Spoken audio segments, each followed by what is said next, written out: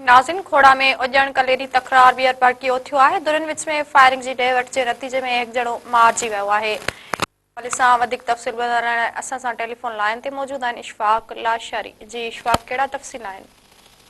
जी बिल्कुल, खोड़ा में एक दफ़ो ॿीहर उजण ऐं कलेरी तकरार जेको आहे उहो शिदत अख्तियार करे वियो आहे।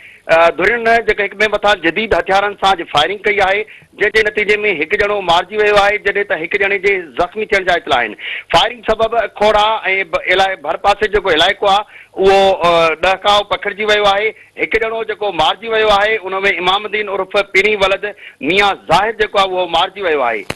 त 6 साला नींगर आहे मौसूम नींगर आजिद वलद माजिद उजण जेको ज़ख़्मी आहे। खोड़ा पुलिस ज़ख़्मी ऐं फोती खे गिम्स अस्पताल गंबट मुंतकिल कयो आहे। वाक़िए वक़्तु हिन वक़्तु ॿिन्ही धुरियुनि में जेका वक़फ़े सां फायरिंग जो सिलसिलो आहे उहो जारी आहे। यादि रहे त ही कलेरी ऐं उजण तकरार काफ़ी वक़्त खां वठी जेको हले पियो ऐं हिकु ॿ दफ़ा अॻु में इन धुरियुनि में ठाह जूं कोशिशूं कयूं वयूं। ताज़ो 24 सेप्टेम्बर ते जेको आहे सरदार मौज़िम अब्बासी जी सरपेची में फ़ैसिलो बि थियो, पर उन फ़ैसिले ते अमल न थी सघियो। हीअ जेका खूनी रात आहे उहा हिकु दफ़ो ॿीहर भड़की थी आहे। जी इशफाक लाशारी, महिरबानी जी।